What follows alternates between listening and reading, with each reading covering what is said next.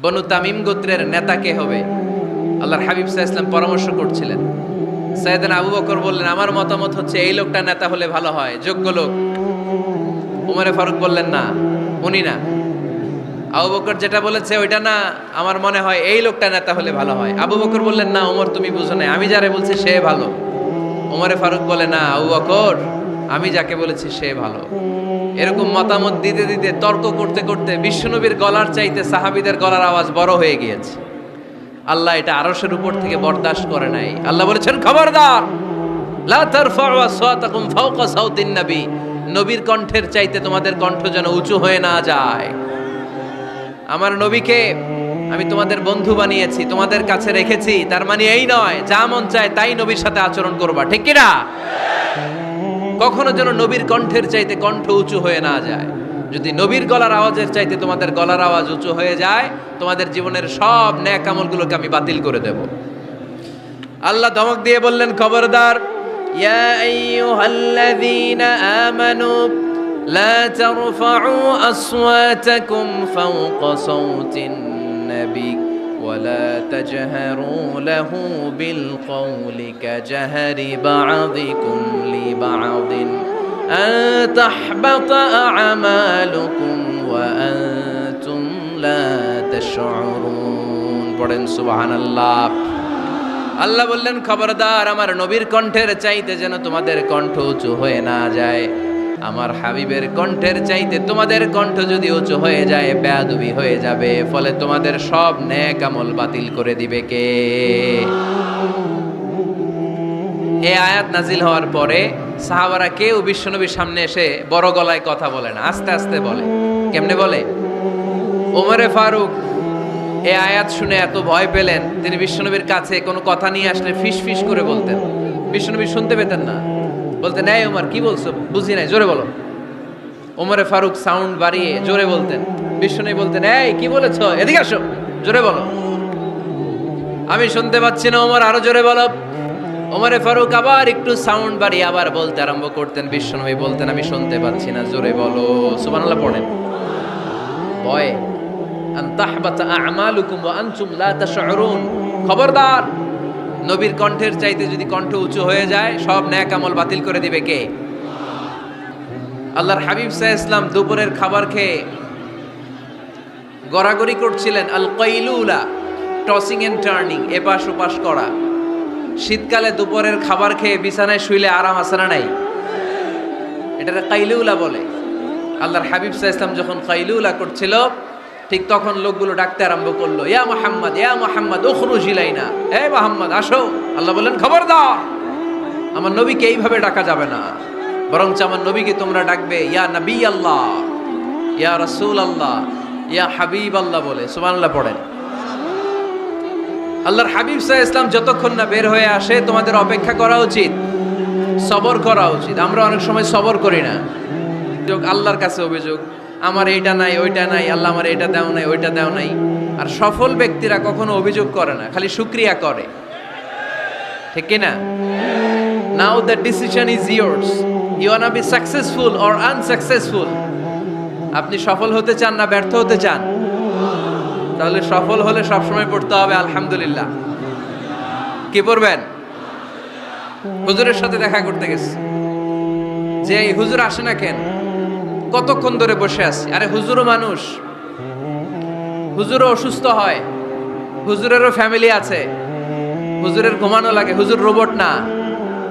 আমাদের যখন অ্যাপয়েন্টমেন্ট নেয়, মেপে দেয়, হুজুর এই তো সহজ, আপনি এটা করে আসবেন, এরপরে হেলিকপ্টার রেডি, এরপরে ওইটাতে যাবেন, ওইখান থেকে হেলিকপ্টার রেডি। আমি রোবট, হুজুর কি রোবট? হুজুর তো মানুষ না। এগুলো করবেন না, ধৈর্য ধরতে শিখুন, একটু স্থির হন। স্টপ, অনেক হয়েছে, আর না। অস্থির জীবন আমরা চাই না। এই কোরআন আমাদেরকে অস্থির সময়ে স্বস্তির বাণী শোনায়, ঠিক কিনা? কিসের বাণী শোনায়? স্বস্তির বাণী। কোন সময়ে? অস্থির সময়ে স্বস্তির বাণী শোনায় কোরআন, ঠিক কিনা? এজন্য আজকের প্রথম মেসেজ হচ্ছে, কারো বাসায় গেলে পারমিশন নিতে হবে।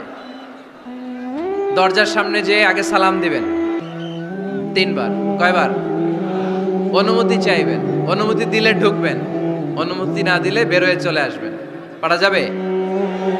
এজন্য রব্বুল আলামিন বলেন, ইয়া আইয়ুহাল্লাযীনা আমানু লা তাদখুলু বুয়ুতান গায়রা বুয়ুতিকুম হাত্তা তাস্তানিসু ওয়া তুসাল্লিমু আলা আহলিহা যালিকুম খায়রুল লাকুম লাআল্লাকুম তাযাক্কারুন। সুবহানাল্লাহ পড়েন। আল্লাহ ডেকে বললেন, ও ঈমানদারেরা শোনো শোনো, তোমরা যখন অন্য কারো বাড়িতে যাবে খবরদার অনুমতি না নিয়ে সালাম না দিয়ে ঘরে ঢুকে যেও না। দরজার সামনে দাঁড়িয়ে থাকো, দরজার সামনে দাঁড়িয়ে দাঁড়িয়ে 3 বার অনুমতি চাও, তারপরে সালাম দাও। অনুমতি দিলে ঢুকবা, নচেত চলে যাবা। ঠিক কি না? এই আইনটা কার? ফেনীবাসী কি আইনটা মনে রাখতে পারবে? কারো বাসায় যাওয়ার আগে অ্যাপয়েন্টমেন্ট নিয়ে যাব, আর যে হুট করে দরজার ভিতরে ঢুকে যাব না, অপেক্ষা করব। You have to wait. তিনি আসতে বললে এরপরে ঢুকবো। মনে থাকবে? কারো ঘরে অনুমতি না নিয়ে ঢুকা কবিরা গুনাহ। কি গুনাহ? আমরা এগুলোর ইসলাম মনে করি না, আমরা ম্যানার জানি না, আমরা সোশ্যাল নর্মস জানি না। আমরা মনে করি নামাজ, রোজা, হজ, যাকাত, জিকির এগুলাই ইসলাম। ঠিক কি না? ধরাবাঁধা ইসলাম হিন্দু ধর্মের মতো গদবাঁধা কোনো ধর্ম নয়। আমাদের মসজিদ এটা গির্জা, প্যাগোডা, সিনাগগ আর গুরুদুয়ারার মতো যে কোনো ইবাদতগাহ নয়। আমাদের মসজিদগুলো আমাদের সামাজিক ঐক্যের কেন্দ্রবিন্দু। আমাদের ইসলাম হচ্ছে আমাদের জীবন চালানোর মেথোডোলজি। কেমন করে এই লাইফটা সুন্দর হবে, স্মুথ হবে, তার সব নির্দেশনা কোরআনের ভেতরে আছে না নাই? এজন্য বিষ্ণু বললেন, খবরদার কারো ঘরে যাওয়ার আগে সালাম দাও, পাশাপাশি অনুমতি চাও। এক সাহাবী দাঁড়িয়ে বললেন, ইয়া রাসূলুল্লাহ, ইয়া হাবিবাল্লাহ, আমার ঘরে আমরা কেবল 2 জন থাকি, 2টা ঘর। এক ঘরে থাকে আমার আম্মা, আরেক ঘরে থাকে আমি। আফাস্তাদিনু আলা উম্মি, আমি কি আমার মায়ের ঘরে ঢোকার আগে অনুমতি নেওয়া লাগবে নাকি?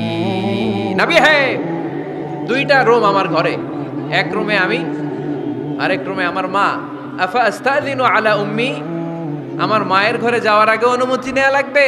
আনা খাদিমুহা, আমি তো তার খেদমত করি, মায়ের ঘরে যাইতে অনুমতি লাগবে? বিষ্ণু বললেন, নাম ইস্তাদিন আলাইহা, হ্যাঁ অবশ্যই মায়ের ঘরে ঢোকার আগে অনুমতি নিয়ে ঢুকবা। সুবহানাল্লাহ পড়বেন না?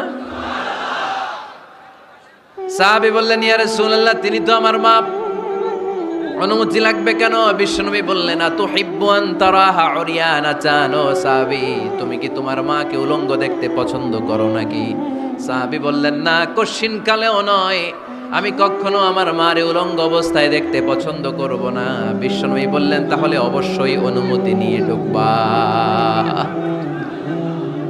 যদি মারে উলঙ্গ দেখতে মনে না চায় তাহলে ঢুকবা, কারণ ঘরের ভিতরে কে কখন কোন পরিস্থিতিতে থাকে তার কোনো হিসাব আছে?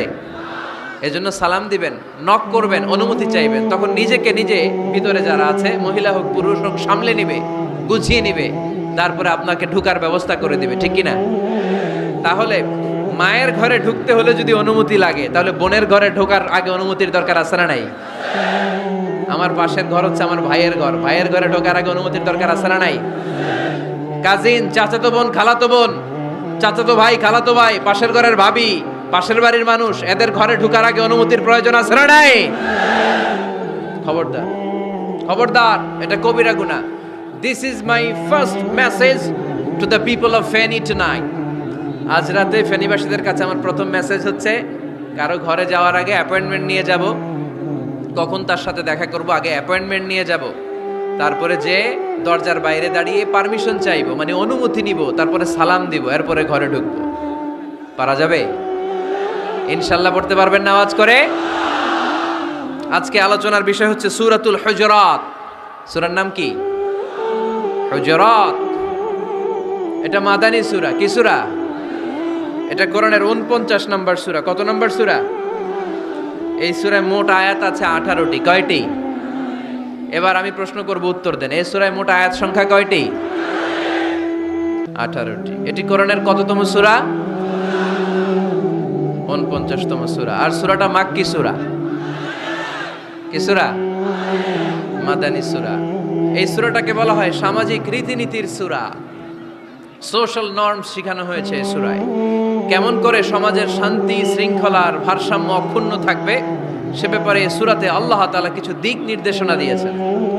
আমাদের সমাজের ভারসাম্য ঠিক নাই, শান্তি নাই, সুশৃঙ্খলা নাই, শুধু মারামারি, জিঘাংসা, কিলাকিলি, হিংসা, বিদ্বেষ, বিশৃঙ্খলা। এই হিংসা, বিদ্বেষ, বিশৃঙ্খলা, মারামারির বিপরীতে সমাজের সাম্য, ভ্রাতৃত্ব, ভালোবাসা, সুশৃঙ্খলা আর ভারসাম্য কিভাবে অক্ষুণ্ণ রাখা যায় সেজন্য আল্লাহ তাআলা এই সূরার ভেতরে 10টা গাইডলাইন দিয়েছেন। কয়টা? সবাই বলতে হবে কয়টা? 10টা। প্রথম গাইডলাইন হচ্ছে আল্লাহ তাআলা বলছেন, খবরদার যারা বিশ্বাসী বলে নিজেদেরকে দাবি করো, আল্লাহ আল্লাহর রাসূলের নিয়মের বা আইনের উপর দিয়ে টপকে যেও না। আল্লাহ আল্লাহ রাসূল যেটা বলেছে এটাই ফাইনাল, ঠিক কি না? রব্বুল আলামিন বলেন, ইয়া আইয়ুহাল্লাযীনা আমানু লা তুকদ্দিমু বাইনা ইয়াদাইল্লাহি ওয়া রাসূলিহি ওয়াত্তাকুল্লাহ ইন্নাল্লাহা সামিউন আলীম। পড়েন সুবহানাল্লাহ। আল্লাহ বললেন, যারা বিশ্বাসী বলে দাবি করো, খবরদার আল্লাহর দেয়া বিধান আর আমার নবীর দেয়া বিধান, এই বিধানগুলাই ফাইনাল। এই ফাইনাল কথার পরে মুমিনের কোনো কথা থাকতে পারে? আল্লাহ যেটা বলেছে, আল্লাহ রাসূল যেটা বলেছে সেটাই ফাইনাল। আওয়াজ করে বলতে হবে, সেটা কি? এটা ফাইনাল। এরপর আর নতুন কোনো কথা নাই। যখনই বলা হবে আল্লাহ বলেছে, রাসূল বলেছে, আমরা বলবো আমান্না, সামি'না ওয়া আতা'না, আমরা শুনলাম, মানলাম, বিশ্বাস করলাম। আমাদের পক্ষ থেকে আর দ্বিতীয় কোনো কথা নাই, ঠিক কি না? এজন্য আল্লাহ বললেন, খবরদার আমি আর আমার রাসূল যেটা দিয়েছি সেটাই ফাইনাল। অতিরিক্ত বুঝতে যেও না, ওভার স্মার্ট সাজতে চেও না। আমি আল্লাহর দেয়া নবীর দেয়া বিধানের সামনে অ্যাডভান্স হতে যেও না, কারণ আমি আল্লাহ আর আমার রাসূল যেই নিয়ম দিয়েছি সেটাই ফাইনাল, সেটাতেই বরকত। কোন মুমিন বান্দাবান্দীদের কাছে যখন আল্লাহ আর আল্লাহর রাসূলের কথা বলা হয় তাদের কাছে এটাই ফাইনাল, ঠিক কি না? ওমা কানা লিমুমিনিন ওয়ালা মুমিনাতিন ইযা খাদাল্লাহু ওয়া রাসূলুহু আমরান আইয়াকুনা লাহুমুল খিয়ারাতু মিন আমরিহিম। মুমিন নরনারীর কাছে যখন বলা হবে এটা আল্লাহর কথা, আল্লাহর রাসূলের কথা, এটাই ফাইনাল। এরপরে মুমিনের আর নতুন কোনো চয়েস থাকতে পারে না। আল্লাহ বলেছে 5 ওয়াক্ত সালাত জামাতের সাথে আদায় করো, এটাই ফাইনাল, ঠিক কি না? আল্লাহ বলেছেন চুরি করলে চোরের হাত কেটে দাও। বিশ্বনবী জীবদ্দশায় চোরের হাত কেটে দেখিয়ে দিয়েছেন, চুরি করলে হাত কেটে দাও, এটাই ফাইনাল, ঠিক কি না? আল্লাহ নিয়ম জারি করেছেন, ও নারীরা পর্দা করে ঘর থেকে বের হও, এর উপরে কোনো কথা নাই, জোরে বলেন ঠিক কি না? আল্লাহ আইন করে দিয়েছেন রমাদানের 29 দিন কিংবা 30 দিন রোজা রাখবা, এটাই ফাইনাল, এরপরে কোনো কথা নাই, জোরে বলেন ঠিক কি না? যারা সম্পদশালী হয়েছো বছরান্তে 2.5% যাকাত দিবা, বিধানটা কার? এটাই ফাইনাল, এরপরে কোনো কথা আছে? তার মানে আল্লাহ আল্লাহ রাসূল যেটা দিয়েছে এটাই ফাইনাল, এটাই সর্বোৎকৃষ্ট। এর চেয়ে উৎকৃষ্ট আর ভালো হতে পারে না, এটাই শ্রেষ্ঠ। এক সাহাবী বলল, আসুমুদ দাহার, আমি সারা বছর রোজা রাখবো, রোজা ভাঙবো না। আরেক সাহাবী বলল, আতাজিলুন নিসা, আমি আমার বউয়ের কাছে যাব না, আজীবন বৈরাগ্য জীবন যাপন করব। আরেক সাহাবী বলল, উসল্লিল লাইলা কুল্লাহ, সারা রাত তাহাজ্জুদ পড়ব, ঘুমাবো না। এই কথা শুনে বিশ্বনবী রেগে গেলেন। বিশ্বনবী বললেন, কে কে বলেছে এই কথা যে সারা বছর রোজা রাখবে, সারা রাত তাহাজ্জুদ পড়বে, স্ত্রীর কাছে যাবে না? ইন্নী আখশাকুম লিল্লাহি ওয়া আতকাকুম লাহু, নিশ্চয় আমি তোমাদের চাইতে আল্লাহকে বেশি ভয় করি। আমি বিশ্বনবী সবচেয়ে বড় মুত্তাকি, আমি বিশ্বনবী সবচেয়ে বড় বুজুর্গ, আমি বিশ্বনবী সবচেয়ে বড় আল্লাহওয়ালা। তো আমি এত বড় আল্লাহওয়ালা হয়ে আমি 11 জন স্ত্রী রেখেছি, আমি এত বড় আল্লাহওয়ালা হয়ে রাতে তাহাজ্জুদও পড়ি, আবার কিছু অংশ ঘুমাই। আমি এত বড় আল্লাহওয়ালা হয়ে বছরে কিছু সময় রোজা রাখি, মাঝে মাঝে রাখি না। তো আমি ব্যালেন্স করে জীবন ধারণের পরে আমার আল্লাহওয়ালাগিরিতে কোনো সমস্যা হয় নাই, আমার নবী হতে সমস্যা হয় নাই। তোমাদের সমস্যা হলো কেন? তোমরা কোত্থেকে এটা শিখেছো আমি বিশ্বনবী যেটা শিখিয়েছি এটাই ফাইনাল, এর চেয়ে শ্রেষ্ঠ কোনো কাজ আর হতে পারে না। চিল্লায় বলেন ঠিক কিনা? ফজরের ফরজ নামাজ কয় রাকাত? আওয়াজ করে বলেন। বিধানটা কার? আপনি যদি বলেন আমি একটু বাড়ায় পড়ব, 3 রাকাত পড়ব, সওয়াব বেশি হবে না? কারণ আপনি অ্যাডভান্স হয়েছেন। লা তুকদ্দিমু বাইনা ইয়াদাইল্লাহি ওয়া রাসূলিহি, খবরদার আল্লাহ আল্লাহ রাসূলের উপর অ্যাডভান্স হয়ো না। রমাদানের রোজা 30টা, আপনি যদি বলেন 35টা রাখবো, ফেনীর ভাইয়েরা রমজানের পরে আরো 5টা যদি একাধারে রাখেন, রমজান মনে করে আল্লাহ কবুল করবে? কবুল করবে। তার মানে আল্লাহ আল্লাহ রাসূল যেটা বলেছে এটাই ফাইনাল, এর চেয়ে বেশি কিছু আর ইবাদত করা যাবে, এর চেয়ে শ্রেষ্ঠ ইবাদত হতে পারে না। বিষ্ণু ইসা ইসলাম বললেন সারা রাত তাহাজ্জুদ পড়লে এটা শ্রেষ্ঠ ইবাদত নয়, বরং রাতের কিছু অংশ ঘুমাবা, কিছু অংশ তাহাজ্জুদ পড়বা। আইয়ামুল বীজের রোজা রাখবা, সোম আর বৃহস্পতিবার রোজা রাখবা, আরাফার রোজা রাখবা, আশুরার রোজা রাখবা, শাওয়ালের 6 রোজা রাখবা। এর চেয়েও বেশি রাখতে চাইলে একদিন রোজা রাখবা, আরেকদিন রাখবা না, একদিন রাখবা, আরেকদিন রাখবা না। এর চেয়ে ভালো রোজার হতে পারে? হতে পারে না। আল্লাহর হাবিব সাল্লাল্লাহু আলাইহি ওয়াসাল্লাম বললেন সেই শ্রেষ্ঠ যে স্ত্রীদের সাথেও মেলামেশা করে আবার ইবাদতও করে। ইসলামের মধ্যে ভারসাম্য আছে না নাই? তাহলে বোঝা গেল আল্লাহর হাবিব সাল্লাল্লাহু আলাইহি ওয়াসাল্লাম আল্লাহর সবচেয়ে কাছের, তিনি সবচেয়ে বড় মুত্তাকি। ফেনীবাসী আওয়াজ করে বলেন তো, আমার নবীর চাইতে বড় মুত্তাকি হওয়া যাবে? আমার নবীর চাইতে বড় আল্লাহওয়ালা হওয়া যাবে? নামাজ কেমন করে পড়তে হয় এটা নবী শিখায় গিয়েছেন, এর চেয়ে বেশি কিছু করা যাবে? জিকির কেমন করে করতে হয় এটা বিশ্বনবী শিখিয়ে গিয়েছেন কি জান নাই? বিশ্বনবীর শিখানো পন্থার বাইরে নতুন পন্থায় জিকির করা যাবে? তাহলে আল্লাহ এবং আল্লাহ রাসূল যা শিখিয়েছে এটাই ফাইনাল। আল্লাহ আল্লাহ রাসূলের কথার উপরে আমরা দ্বিতীয় কোনো কথা বলতে চাই না। এটা হচ্ছে 1 নাম্বার গাইডলাইন। সমাজে যদি শান্তি আনতে চান এই গাইডলাইন মানতে হবে।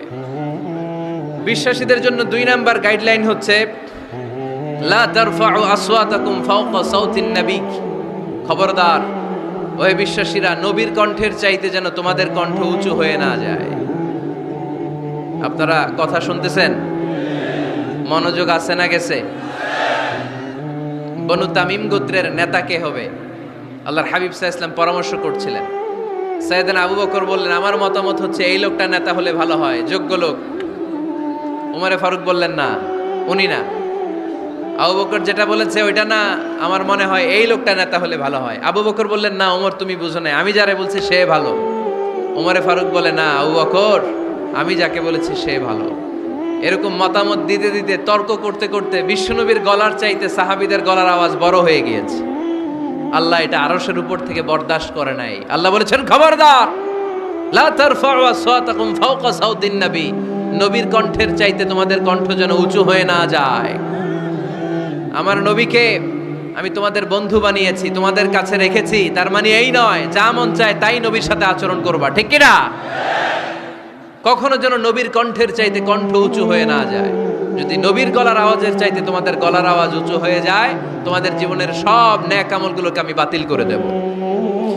আল্লাহ ধমক দিয়ে বললেন খবরদার ইয়া আইয়ুহাল্লাযীনা আমানু লা তারফাউ আসওয়াতাকুম ফাওকা সাউতিন নবী ওয়ালা তাজহারু লাহু বিল কওলি কাজহারি বা'দিকুম লিবা'দিন আন তাহবাতা আ'মালুকুম ওয়া আনতুম লা তাশউরুন। পড়েন সুবহানাল্লাহ। আল্লাহ বললেন খবরদার আমার নবীর কণ্ঠের চাইতে যেন তোমাদের কণ্ঠ উঁচু হয়ে না যায়। আমার হাবিবের কণ্ঠের চাইতে তোমাদের কণ্ঠ যদি উঁচু হয়ে যায় বেয়াদবি হয়ে যাবে, ফলে তোমাদের সব নেক আমল বাতিল করে দিবে কে? এই আয়াত নাজিল হওয়ার পরে সাহাবারা কেউ বিশ্বনবীর সামনে এসে বড় গলায় কথা বলে না, আস্তে আস্তে বলে। কেমনে বলে?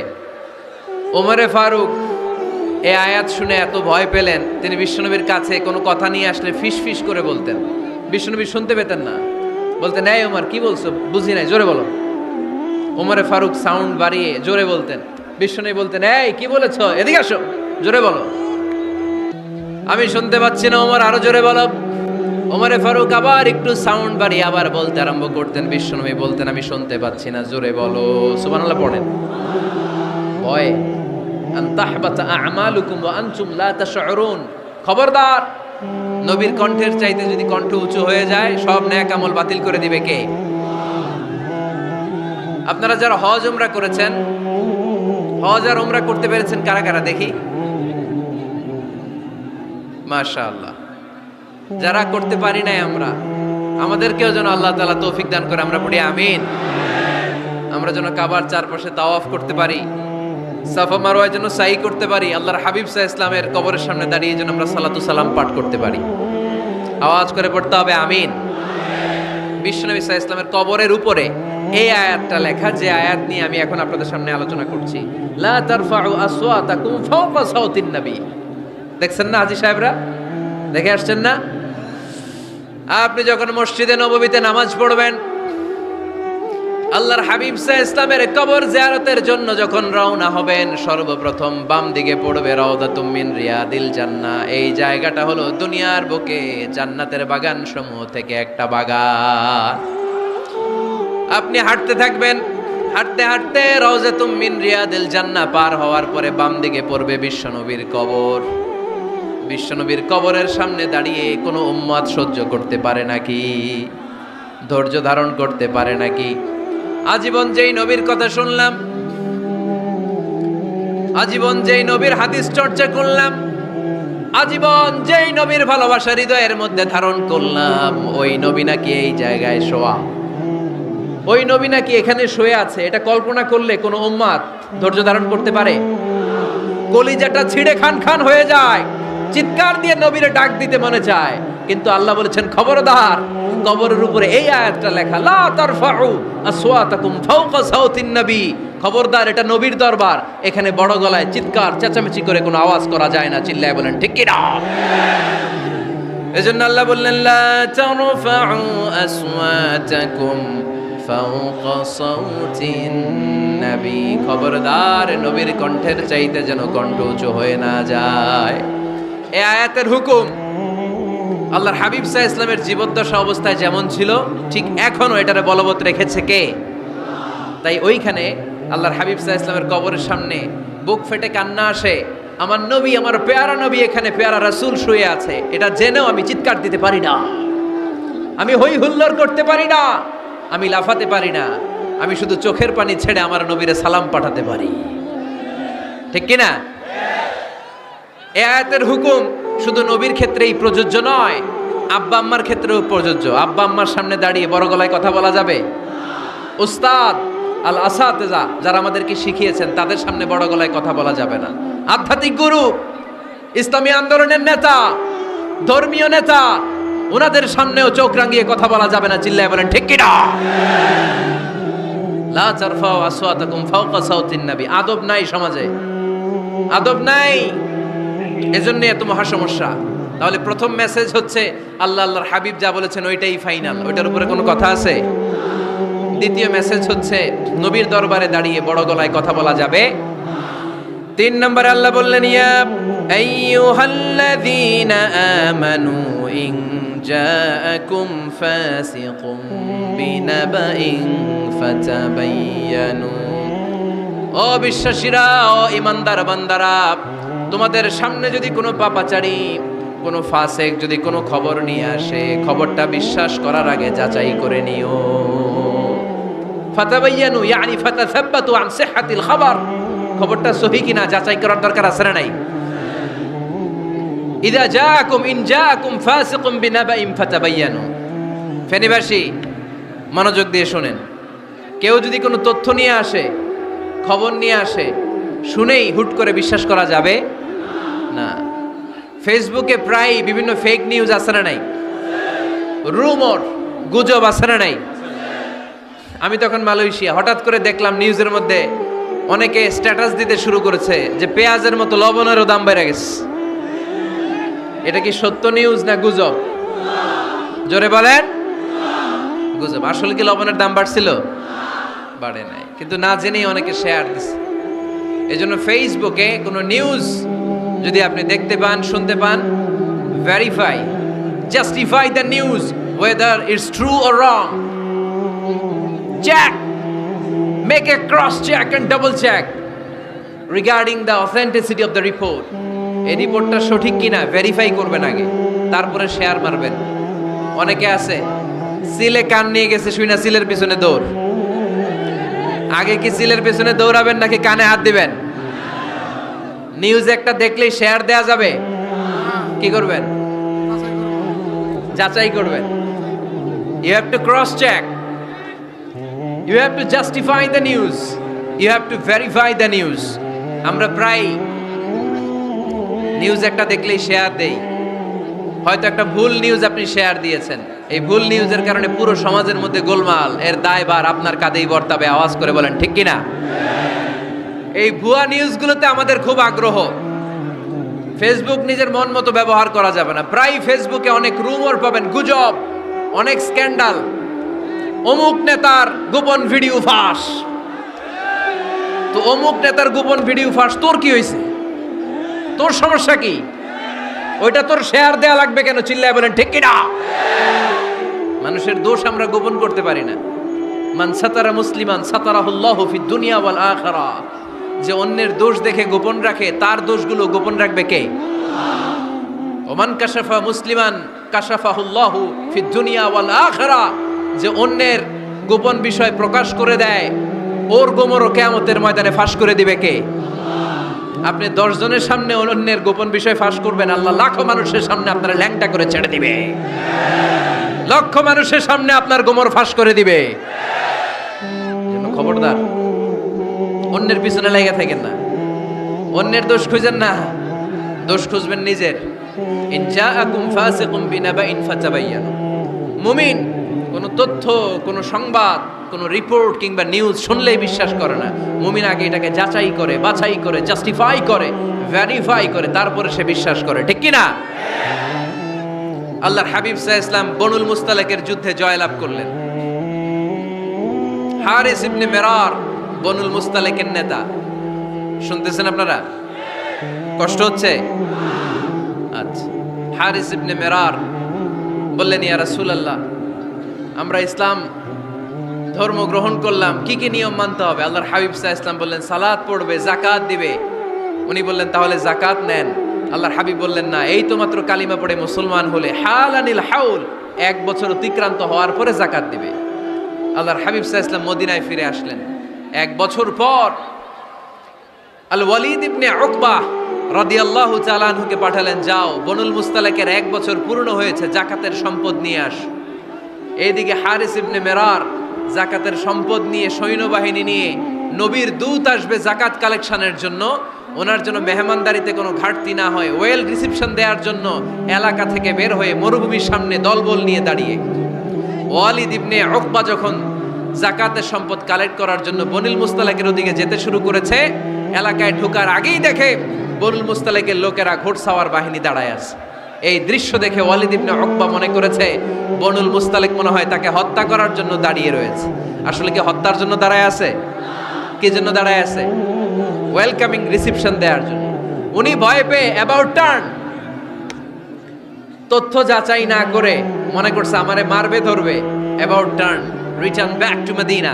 মদিনায় চলে গেলেন, যে বলে, ইয়া রাসূলুল্লাহ, বনুল মুস্তালিক যাকাত দেওয়া তো দূরের কথা, এগুলো তো সব কাফের হয়ে গেছে।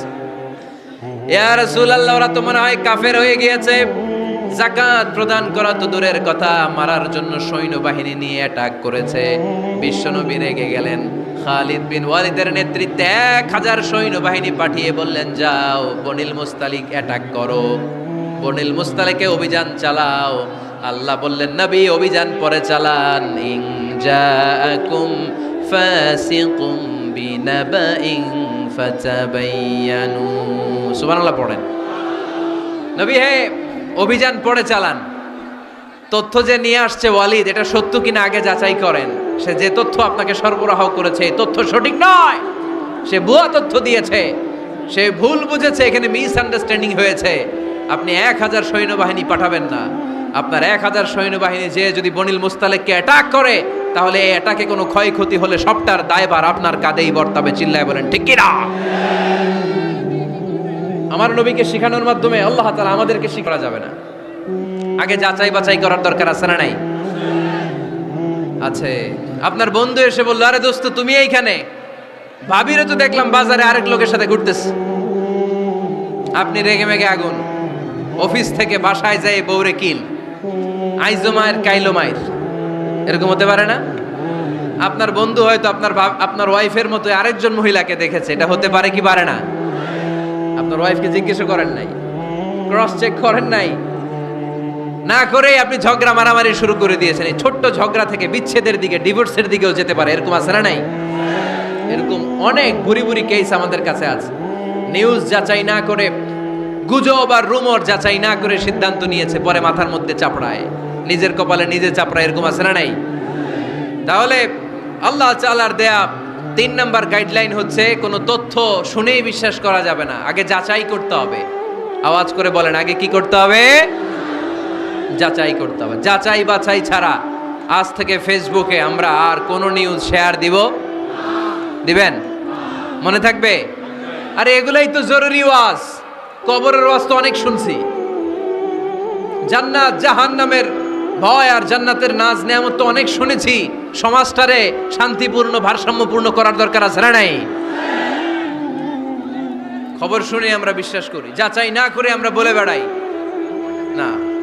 যাচাই না করে, নিশ্চিত না হয়ে আজ থেকে কোনো নিউজ আমরা ফেসবুকে শেয়ার দিব না। 4 নম্বরে আল্লাহ বললেন, 4 নম্বর গাইডলাইন আল্লাহ দিলেন, ইয়া আইয়ুহাল্লাযীনা আমানু লা ইয়াসখার কওমুম মিন কওম। খবরদার আমার বিশ্বাসী বান্দারা, আমার ইমানদার বান্দারা, কেউ কোনোদিন কাউরে ঠাট্টা বিদ্রুপ করে না। সুবহানাল্লাহ পড়েন। মুমিন বান্দা কাউকে ঠাট্টা করতে পারে, বিদ্রুপ করতে পারে না।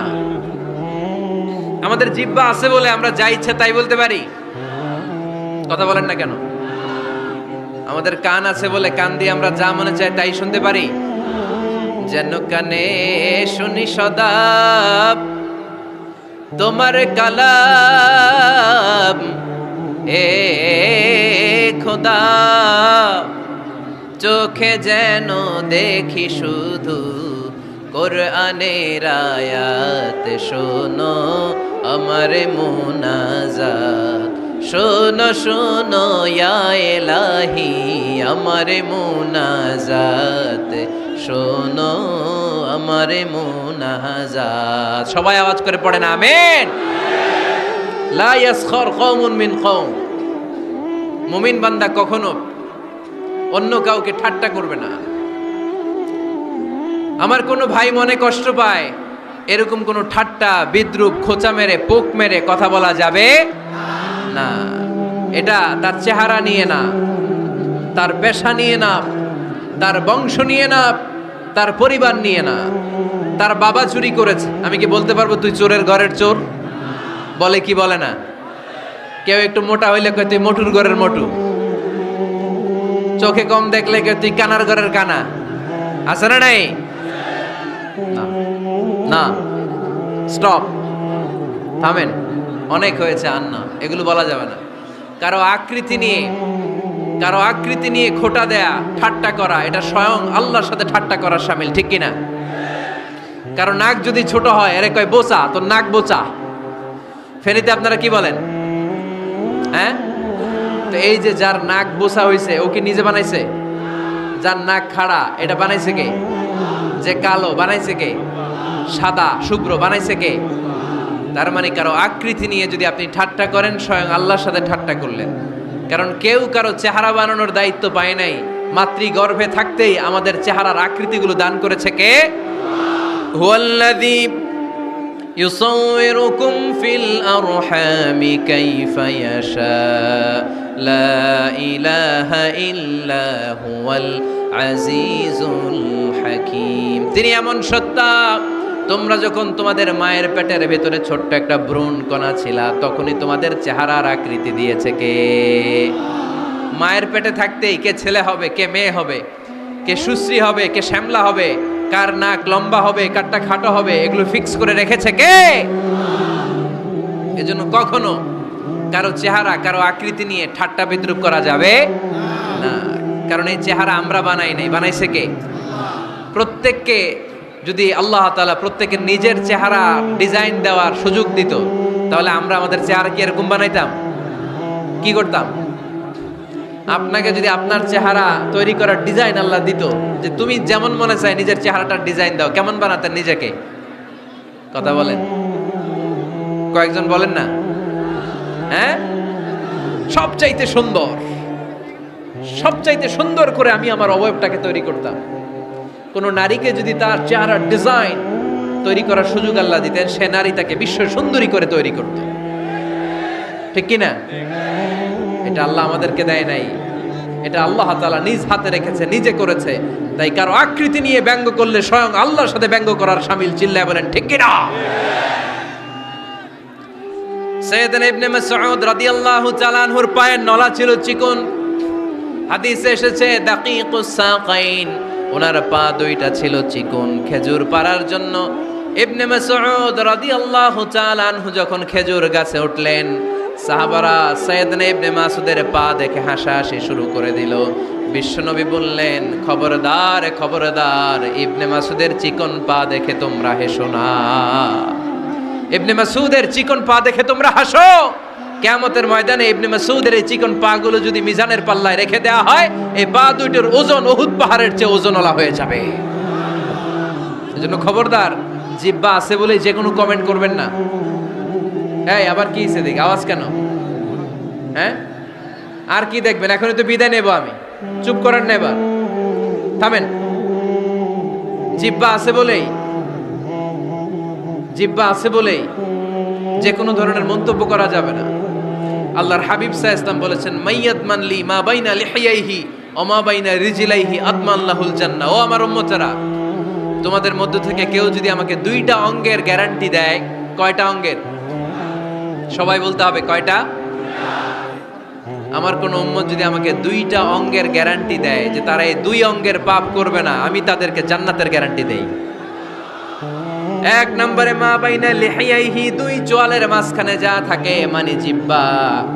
আমার কোন উম্মত যদি আমারে গ্যারান্টি দেয় জিহ্বা দিয়ে কোনো মিথ্যা বলবে না, কাউরে বাজে কথা বলবে না, ঠাট্টা বিদ্রূপ করবে না, জিহ্বা দিয়ে যে এই পাপ কাজগুলো হয় এগুলো করবে না, আর দুই রানের মাঝখানে যে অংশ আছে লজ্জাস্থান, এই দুইটা অঙ্গের গ্যারান্টি যদি আমার কোন উম্মত আমারে দেয়, আমি আমার ওই উম্মতকে জান্নাতের গ্যারান্টি দিয়ে দেব।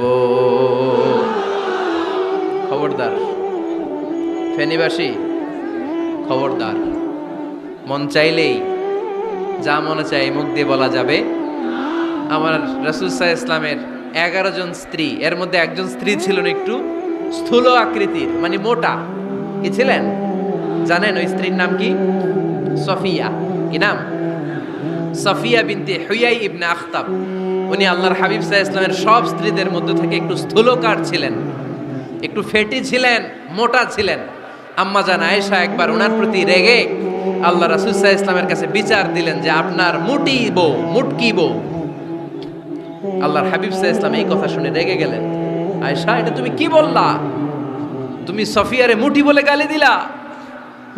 লাকাদ কুলতিলা কালিমাতান লাউ মুসিজাতহু লা মাসাজাতিল বাহর। আয়েশা, তুমি এমন একটা কথা সফিয়ার শানে বলেছো, এই কথাটাকে যদি সাগরের মধ্যে ঢেলে দেওয়া হয়, এই কথাটার তিক্ততা আর পঙ্কিলতা পুরো সাগরের নীল পানিকে মুহূর্তে কালো করে দিবে। এজন্য খবরদার, জিহ্বা সামলান। সাহাবারা রাদিয়াল্লাহু তাআলা আনহু আজমাইন, ওনারা জিহ্বা ধরে মাঝে মাঝে জিহ্বার মধ্যে বাড়ি দিতেন আর কাঁদতেন আর বলতেন, জিহ্বা, তোর কারণে কিয়ামতের দিন আমরা আল্লাহর কাছে ধরা খেয়ে যাব। মুমিন চাইলেই এই মুখ দিয়ে যা মনে চায় বলতে পারে। তাহলে 4 নাম্বার গাইডলাইন হচ্ছে লা ইয়াসখার কওমুন মিন কওম, কোন বিশ্বাসী বান্দা কখনো অন্য বিশ্বাসী বান্দাকে ঠাট্টা বিদ্রূপ করতে পারবে না। 5 নম্বরে আল্লাহ বললেন, ওয়ালা তালমিজু আনফুসাকুম, খবরদার অন্যের দোষ খুঁজবা না। ও আমার বিশ্বাসী বান্দারা, নিজের দোষ খোঁজো, অন্যের দোষ খোঁজো না। দেখেন, সমাজটারে শান্তিপূর্ণ বানানোর জন্য আল্লাহর পক্ষ থেকে কি সুন্দর মোরাল এন্ড এথিক্যাল ইনস্ট্রাকশনস, কি চমৎকার গাইডলাইন। অন্যকে ঠাট্টা করো না। ওয়ালা তালমিজু আনফুসাকুম, নেভার ডিফেম ইচ আদার, একে অপরের দোষ খোঁজো না, নিজের দোষ খোঁজো। কার দোষ খুঁজবেন? আরো জোরে বলতে হবে, কার দোষ খুঁজবেন? অন্যের দোষ খোঁজা যাবে? কিছু লোক আছে দেখবেন সারা দিন চায়ের দোকানে বসে এই বাড়িতে এই সমস্যা, ওই বাড়িতে এই সমস্যা, ওই বাড়িতে এই সমস্যা, তোর বাড়িতে কি সমস্যা?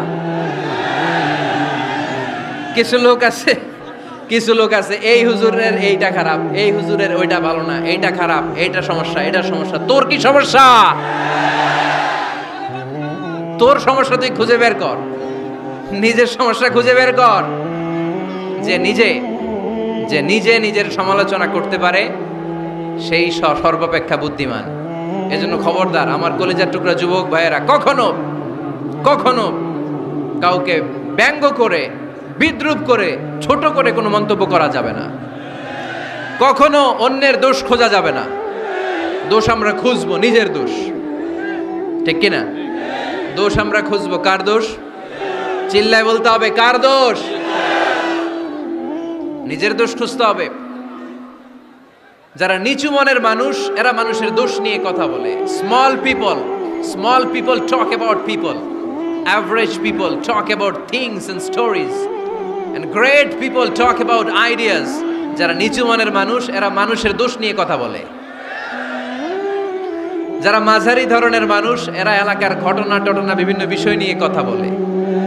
আর যারা বড় মনের মানুষ, এরা আইডিয়া নিয়ে কথা বলে।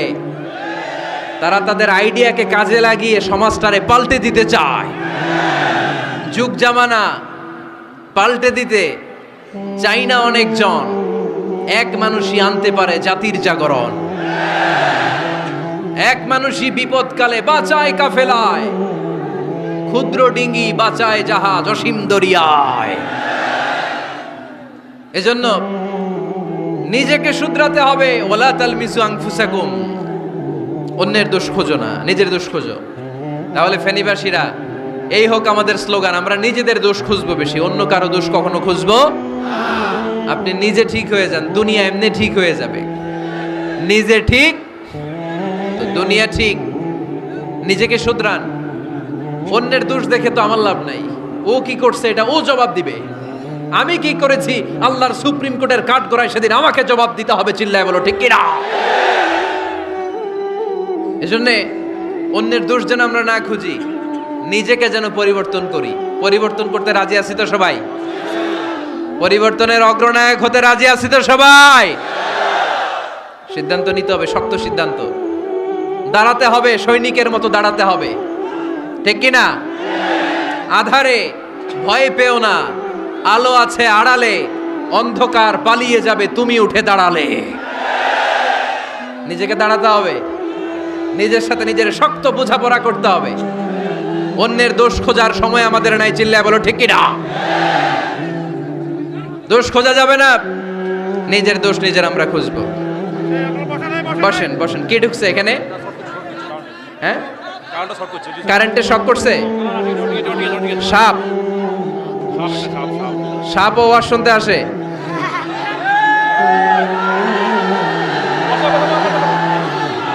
মাশাআল্লাহ।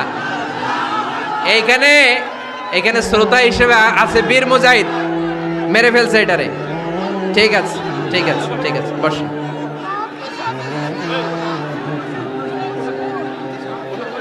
এখনো কথা বাকি, বসেন।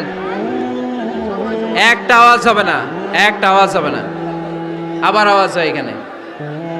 তাহলে ফেনীর ভাইয়েরা, অন্যের দোষ খুঁজবে না, নিজের দোষ খোঁজা যাবে? যাবে যাবে? ক্লান্ত হয়ে গেছেন? কষ্ট হচ্ছে? তারপরে 7 নম্বরে আল্লাহ বললেন, ওয়ালা তানাবাজু বিল আলকাব, ওয়ালা তানাবাজু বিল আলকাব। এই ছেলেরা, আমি এখনই উঠে যাব, বিদায় নিচ্ছি, বসো। বসেন ভাই, বসেন। এগুলো অনেক জরুরি কথা, মনোযোগ দিয়ে শুনেন। ওয়ালা তানাবাজু বিল আলকাব, মানুষকে মন্দ নামে ডেকো না। অনেকের নাম চেঞ্জ করে ডাকি, আছে না নাই? না, আমার কলিজার টুকরা ফেনীর ভাইয়েরা, আজ থেকে কখনো কারো নাম চেঞ্জ করে আমরা ডাকবো না। যে নামে তাকে ডাকলে সে খুশি, আমরা ওই নামে ডাকবো। পারবো তো? কারণ প্রত্যেকের নামটা প্রত্যেকের কাছে বড্ড দামি, প্রত্যেকের নামটা প্রত্যেকের কাছে বড্ড প্রিয়। আপনার নাম কি? লিটন ভাই, মাহবুবুল হক লিটন ভাই। আপনার কাছে মনে হইতে পারে আরে লিটন একটা নাম হইলো, এ তো কত আছে আমাদের এলাকায়। না, এলাকায় অনেক আছে ঠিক, কিন্তু লিটন ভাইয়ের কাছে লিটন নামটা খুব আদরের, যত্নের, ঠিক কি না? আমার নাম কি? আমার নাম মিজান। আরে মিজান একটা নাম হইলো নাকি? কত নাম আছে মিজান, এলাকার সিপাই পয়রাস। এটা ঠিক, অনেক নাম আছে মিজান নামে, কিন্তু যেহেতু এটা আমার নাম, আমার কাছে এই নামটা বড় দরদের, বড় যত্নের, বড় আদরের। কারণ এই নামটা আমার পরিচয় বহন করে। ভাইয়ের নাম কি? স্বপন। স্বপন ভাই এলাকায় অনেক আছে না? তো সিম্পল একটা নাম, কিন্তু না, স্বপন মিয়াজি ভাইয়ের কাছে এটা সিম্পল না, এই নামটা ওনার কাছে বড় যত্নের। মানুষ তার নাম খুব পছন্দ করে নিজের নামের, কারণ দেখবেন কাগজ আর কলম পাইলে সবাই নিজের নাম লেখে, খালি নিজের নামের সিগনেচার দেয়, আছে না নাই? এরপরে দেখবেন যে কক্সবাজারে গেলে সাগরের তীরে বালু পাইলেই বালুর মধ্যে নিজের নাম লেখে, আবার ওই নামের পাশ দিয়ে লাভও আঁকে, আছে না নাই? আমি অনেক দেখেছি, সাগর পারে গেলেই মানুষের মন উথাল পাতাল করে, তো সাগরের বালিতে নিজের নামটা বড় করে লেখে চারদিক দিয়ে লাভ, মানে এই নামটারে আমি লাভ করি। এটা প্রমাণ করে প্রত্যেকে নিজের নামটারে বড্ড বেশি ভালোবাসে, ঠিক কি না? এজন্য ফেনীর সোনার টুকরারা, খবরদার বন্ধুরা, নিজেরা যেন একে অপরকে এমন নামে না ডাকি যে নাম শুনলে সে কষ্ট পায়। আজ থেকে কোনো বাজে নামে কাউরে ডাকা যাবে? আব্বা আম্মা আদর করে কত সুন্দর নাম রেখেছে, আবু বাকার, ওরে সবাই ডাকে বকইরা, কপাল পোড়া। আব্বা আম্মা নাম রেখেছে আবু ওয়াক্কাস, ওরে ডাকে আক্কাইচা। কত সুন্দর নাম আমার আল্লাহর নামের সাথে মিলিয়ে আব্দুল কুদ্দুস নাম রেখেছে, ওরে ডাকে কুদ্দুচ্চা। আছে না নাই? কবিরা গুনাহ করেছেন আপনি, কবিরা গুনাহ। It's not a simple deal, এটা সাধারণ কোনো ব্যাপার না, এগুলো সবগুলো কবিরা গুনাহ। কোনোদিন কাউকে ঠাট্টা বিদ্রুপ করে কিছু বলবো না, কখনো অন্যের দোষ খুঁজবো না, কারো নাম বিকৃত করে কোনোদিন কারো মনে কষ্ট দিব না, ঠিক কি না? এরপরে 8 নম্বরে আল্লাহ বললেন, ইয়া আইয়ুহাল্লাযীনা আমানু ইজতানিবু কাসীরাম মিনায-যন্নি ইন্না বা'দায-যন্নি। অবিশ্বাসীরা খবরদার, অনুমান আন্দাজ নির্ভর কোনো কথা বলবে না, যেটা বলবে নিশ্চিত হয়ে বলবে। কার কথা? অনুমান নির্ভর কোনো কথা, আন্দাজ নির্ভর কোনো কথা কোনো মুমিন বলতে পারে? আমার কথা বোঝা যায়? হ্যাঁ ফেনীবাসী, কথা বোঝা যায়? ফেনী না হেনি? হ্যাঁ, আর বাড়ি হেনি, আইসাই রেনি। আপনারা কি ডাকেন, ফেনী না হেনি? ফেনী। মাশাআল্লাহ মাশাআল্লাহ, খুব সচেতন ফেনীবাসী। দেখছেন আপনাদের জেলা নিয়ে কিছু বললে খারাপ লাগে না? লাগে। তো নোয়াখালী করে গালি দিয়েন না, চিটাঙ্গারে গালি দিয়েন না, কুমিল্লাবাসীদেরকে গালি দিয়েন না। আমার 64 জেলায় সুজলা সুফলা শস্য শ্যামলা, ঠিক কি না? 64 জেলা নিয়ে আমার এই বাংলাদেশ। প্রত্যেক জেলায় আমাদের সৌন্দর্য আছে না নাই? এক এক জেলার ভাষার সাথে আরেক জেলার ভাষার কোনো মিল। সিলেটে ছিল আমার গতকাল মাহফিল, তা আমি জিজ্ঞেস করছি, ভাই সাহেব খিতা খররা, আপনারা বালা আসুননি? তো মহা খুশি, কারণ ওদের ভাষায় কথা বলেছি, ওরা ওদের ভাষাটারে বড্ড ভালোবাসে। আমরা প্রত্যেকে আমাদের প্রত্যেকের জেলাটারে বড্ড পছন্দ করি, ঠিক কি না? ইজতানিবু কাসীরাম মিনায-যন, আন্দাজ অনুমান নির্ভর কথা মুমিন কখনো বলতে পারে?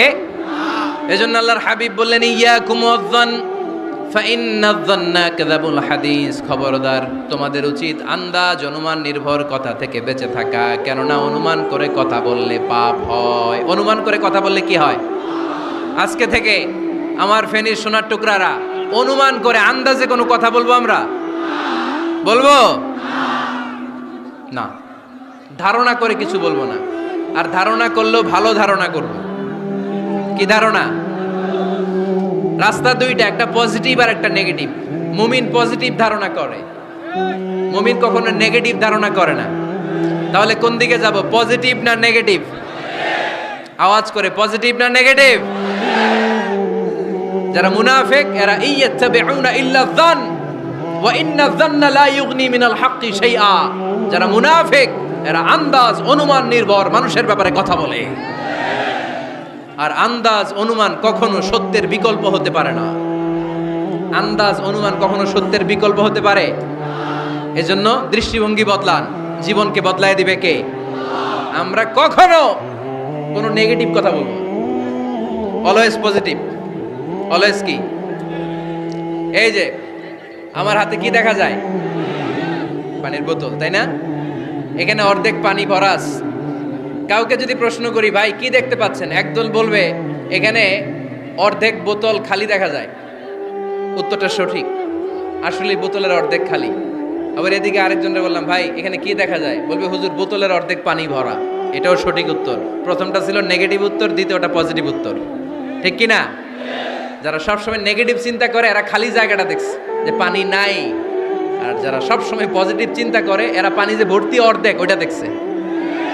আমরা নেগেটিভের দিকে যাব না, মুসলমান থাকবে সব সময় always positive, come back positive, not go back negative. চিল্লায় বলতে হবে, ঠিক কি না? কখনো আন্দাজ অনুমান নির্ভর আমরা কিছু বলবো না। 9 নাম্বার, একেবারে শেষের দিকে চলে আসছে। 9 নাম্বার আল্লাহ বললেন, খবরদার ওয়ালা তাজাসসু, গোয়েন্দাগিরি করো না। গোয়েন্দাগিরি করা হারাম। গভর্নমেন্ট যে গোয়েন্দা বিভাগ রেখেছে এটা না, এটা দেশের আইন শৃঙ্খলা বজায় রাখার জন্য এটা জরুরি।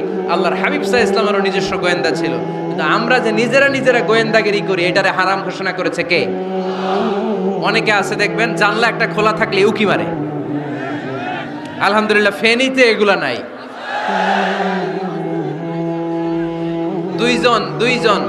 দুইজন ওদিকে কি যেন বলতেছে, উনি আড়ি পেতে কথা শুনে। আছে না নাই? ছিদ্র একটা থাকলে উকি মারে। আছে না নাই? খবরদার ওয়ালা তাজাসসু, গোয়েন্দাগিরি করো না। কখনো কোনোদিন কারো পারমিশন ছাড়া মোবাইলের গ্যালারি চেক করবেন না। কখনো কারো পারমিশন ছাড়া তার ফেসবুকের মেসেঞ্জারে কে কার সাথে চ্যাটিং করেছে এটা করা যাবে না। কখনো কারো পারমিশন ছাড়া তার মেইলের ইনবক্স খুলে দেখা যাবে না। কখনো কারো পারমিশন ছাড়া কারো ব্যক্তিগত চিঠি পড়া যাবে না। দিস ইজ ইসলাম, এটাই ইসলাম। আমরা ইসলামরে শুধু নামাজ আর রোজা আর জিকির আর এই দাড়ির মধ্যে সীমাবদ্ধ করেছি। প্রত্যেকের একটা প্রাইভেসি আছে না নাই? Everyone has privacy and no one should interfere in his privacy or in her privacy. প্রত্যেকের একটা প্রাইভেসি আছে না নাই? মানুষ ছোট হলেও তার একটা সম্মান আছে না নাই? এজন্য ছোট্ট বাচ্চাদেরকে কখনো প্যান্ট খুলতে বলবেন না। অনেকে বলে, আরে ছোট মানুষ খোল, আরে তুই খোল, এই খোল তো। আছে না নাই? ওরও প্রেস্টিজ আছে, ওরও সম্মান আছে। খবরদার, everyone has a personal space and no one should interfere someone's personal space. কারণ পার্সোনাল স্পেসে যেন আমরা নাক না গলাই। অনেকের বদ স্বভাব ফ্যামিলি ম্যাটার নিয়ে, প্রাইভেট ম্যাটার নিয়ে কথা বলে। ভাই কি চাকরি করেন? সরকারি না বেসরকারি? সরকারি। বেতন কত? উনার বেতন কত? এটা দিয়ে আপনার কি লাভ? ঠিক কি না? মানুষ একটা দেখলে, ভাই বয়স কত, ভাই বেতন কত? ফার্স্ট ইমপ্রেশনে, ফার্স্ট যখন আপনি কারোর সাথে দেখা করবেন, বেতন কত, বয়স কত, এগুলো জিজ্ঞেস করা যাবে? কেউ যখন কারো ঘনিষ্ঠ হয়, বন্ধুতে রূপান্তরিত হয়, তখন এই কথাগুলো। কিন্তু শুরুতেই প্রাইভেট ম্যাটার নিয়ে, পার্সোনাল ম্যাটার নিয়ে খোঁচাখুচি করা যাবে। ওয়ালা তাজাসসু, গোয়েন্দাগিরি করো না। গোয়েন্দাগিরি করাকে হারাম ঘোষণা করেছে কে? শেষ কথা বলি, 10 নম্বরে আল্লাহ বললেন, 10 নম্বরে রব্বুল আলামিন বললেন, ওয়ালা ইয়াগতাব বা'দুকুম বা'দা আইয়ুহিব্বু আহাদুকুম আইয়াকুলা লাহমা আখিহি মাইতান ফাকারিহতুমু। খবরদার কেউ কারো গীবত করো না। কি করো না? গীবত করো না। এই উঠতেছে কে? বসেন, এখনই কথা শেষ হবে, একসাথে উঠবে। বসেন, আমার দিকে তাকান, আওয়াজ বন্ধ করুন। একে অপরের গীবত করো না। ব্যাকবাইটিং, চুগলখড়ি। আলহামদুলিল্লাহ ফেনীতে এগুলা নাই। চায়ের দোকানে বসে এর কথা ওর কানে, ওর কথা ওর কানে বইলা সমাজ একটা গিরিঙ্গি লাগায়। আছে না নাই? আল্লাহর হাবিব বললেন, আতাদরুনা মাল গীবা, গীবত কারে বলে জানো নাকি? সাহাবীরা বললেন আল্লাহু ওয়া রাসূলুহু আ'লামু, আল্লাহ আল্লাহর রাসূল ভালো জানেন। বিশ্বনবী বললেন যিকরুকা আখাকা বিমা ইয়াকরাহু, তোমার কোনো ভাইয়ের অনুপস্থিতিতে তার ব্যাপারে এমন কোনো কথা বলা যেই কথা শুনলে সে মনে কষ্ট পাবে। গীবত কারে বলে বুঝছেন? আপনার ভাইয়ের অনুপস্থিতিতে আপনার ভাইয়ের ব্যাপারে এমন কোনো কথা বললেন যেটা শুনলে সে মনে কষ্ট পাবে। এক সাহাবী বললেন আফারাইতা ইন কানা ফি আখি মা আকুল, নবী আমি আমার ভাইয়ের ব্যাপারে যেটা বলছি এটা যদি সত্যিই হয়, তার মধ্যে যদি আসলেই এই সমস্যা থাকে, তাইলে আল্লাহর হাবিব বললেন আরে তাইলেই তো গীবত। আর যদি তোমার ভাইয়ের মধ্যে এই দোষ না থাকে বানায়ে বলো, তাহলে এটা গীবত না, গীবতের চেয়ে ভয়ঙ্কর। ফাকাত বাহাতাহু, এটার নাম বহতান আর মিথ্যা অপবাদ। চিল্লায় বলেন ঠিক কিনা? কোন মুমিন গীবত করতে পারে? গীবত করার মৃত ভাইয়ের পচা গোশত খাওয়ার সমান। কোন মুমিন কখনো গীবত করতে পারে? এখন হালাল পন্থায় গীবত চলে আমাদের দেশে। কিভাবে জানেন? কথা শুরু করে এইভাবে, কথা বললে তো গীবত হয়ে যায়, বললে তো গীবত হয়ে যায়, তারপরেও বলি একটু, আছে না নাই? হালাল পন্থায় গীবত কি কমু ভাইজান, বললে তো গীবত হয়ে যায়। হালাল করতেছে এটা, হালাল হালাল হালাল না, বললে যদি গীবত হয়ে যায় তো বলবেন কেন? থামেন। কোন মুমিন কখনো গীবত করতে পারে? মেরাজের রাতে আল্লাহর হাবিব সাল্লাল্লাহু আলাইহি ওয়াসাল্লাম দেখলেন কিছু লোক লাহুম আযফারুন মিন নুহাস, তামার আগুন দিয়ে নখ বানানো, নখর ধারালো, ইয়াখদাশুনা বিহি উজুহাহুম ওয়া সুদুরাহুম, তারা তাদের নখ দিয়ে জাহান্নামে নিজের গালের গোশতগুলো, বুকের গোশতগুলো ছিঁড়ে ছিঁড়ে খাচ্ছে। আর তাদের ব্যথা যন্ত্রণা দেখে পুরো জাহান্নামের অন্য লোকরা থারথার করে কাঁপছে। আল্লাহর হাবিব বললেন ইয়া জিবরিল মান হুম মান হাউলা, এরা কারা? সাইয়েদনা জিবরিল বললেন হুম আহলুল গীবাতি মিন উম্মাতিক, এরা আপনার উম্মতের মধ্যে চায়ের দোকানে বসে বসে যারা গীবত করেছিল তারা। এজন্য কোন মুমিন গীবত করতে পারবে না। অন্যের গীবত আমরা করব না, দোষ খুঁজলে নিজের দোষ খুঁজবো। এই 10টা গাইডলাইন এই ফেনী জেলায় যদি কালকে থেকে ইমপ্লিমেন্ট হয়, আপনাদের কি মনে হয় ফেনীর কোনো এলাকাতে কোনো থানাতে মারামারি বিশৃঙ্খলা এগুলো থাকবে? থাকবে? সব শেষে আল্লাহ তাআলা আমাদেরকে ঐক্যবদ্ধ হওয়ার কথা বললেন। আল্লাহ 5 বার বিশ্বাসীদেরকে ডাক দিলেন, 6ষ্ঠবারে আল্লাহ দুনিয়ার সবাইরে ডাক দিলেন, আস্তিক নাস্তিক হিন্দু বৌদ্ধ এদেরকে ডেকে আল্লাহ শেষ করলেন। শেষ কথা শুনতে মনে চায়? এতক্ষণ আল্লাহ বলছে ইয়া আইয়ুহাল্লাযীনা আমানু, এর মানে কি?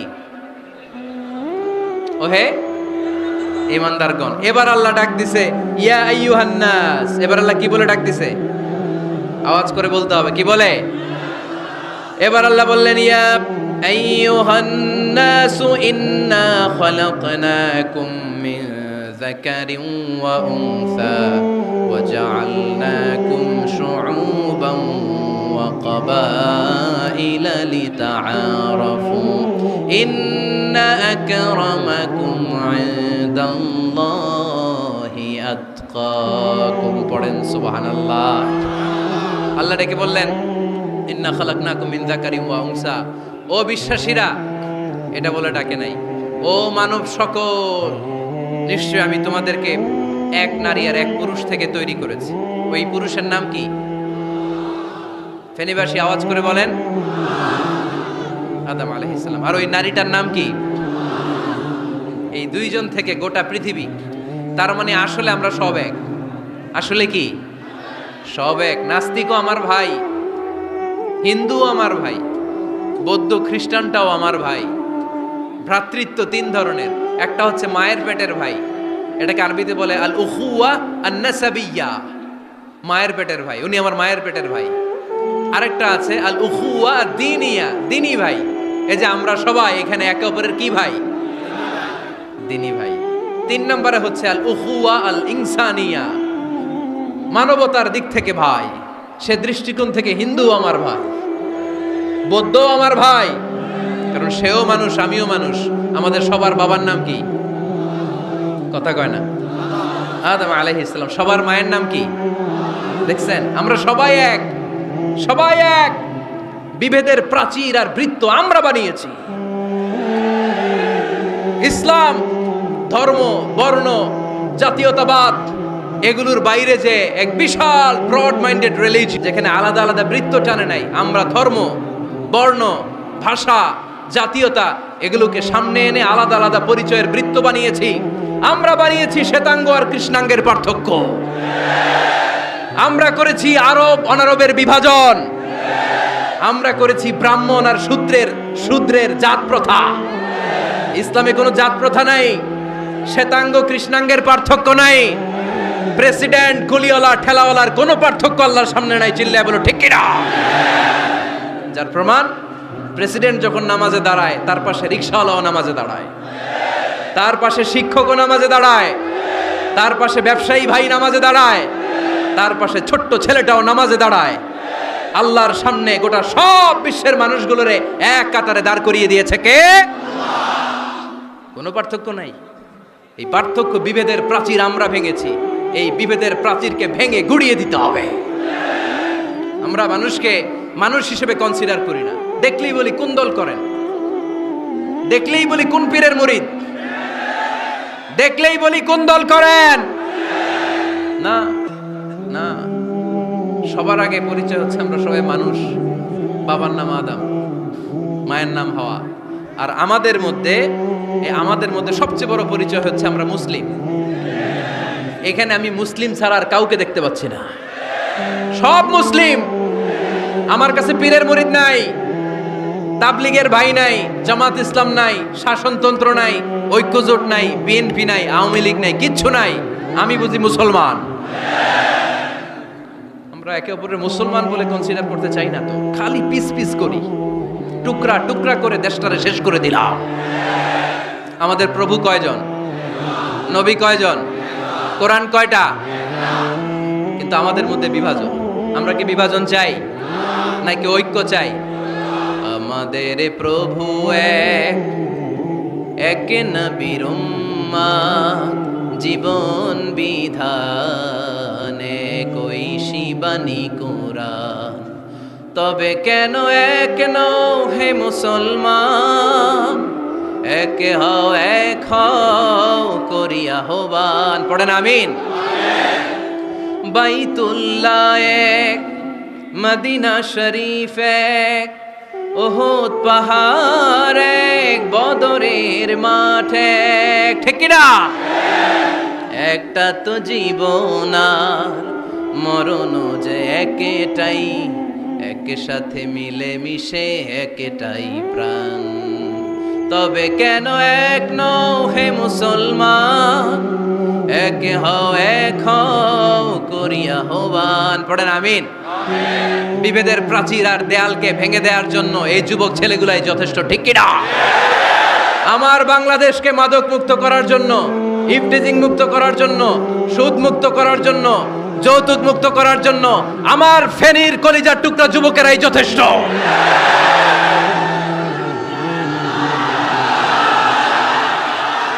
অনেক নারী আছে।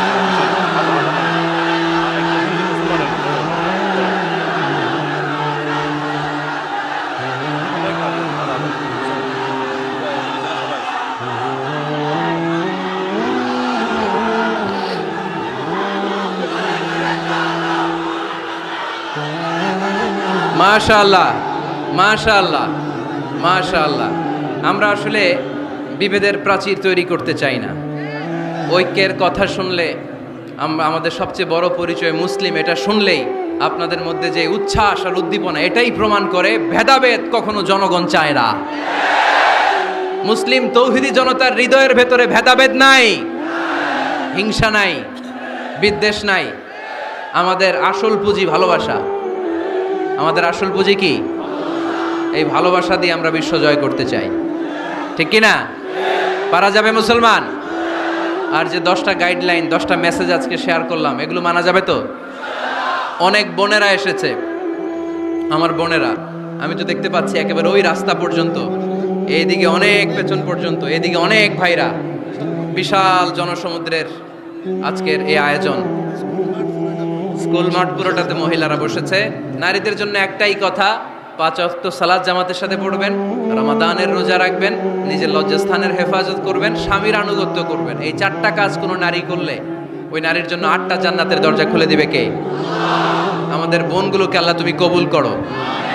আমার কলিজার টুকরা ফেনীর যুবক ছেলেদেরকে আল্লাহ তুমি সাইয়েদনা ওমরে ফারুকের মতো কবুল করো, সাইয়েদনা হামজার মতো তুমি কবুল করো, খাব্বাব খুবাইবের মতো ইসলামের বীর সেনানী হিসেবে কবুল করে নাও। আজকের প্রোগ্রামের জন্য যারা কষ্ট করেছে আল্লাহ তুমি এই প্রোগ্রামটার আমাদের নাজাতের ওসিলা বানাও। আপনারা সবাই ভালো থাকবেন, সুস্থ থাকবেন, সুন্দর থাকবেন। ঐক্যের আহ্বান জানিয়ে এখানেই শেষ করছি। সংক্ষিপ্ত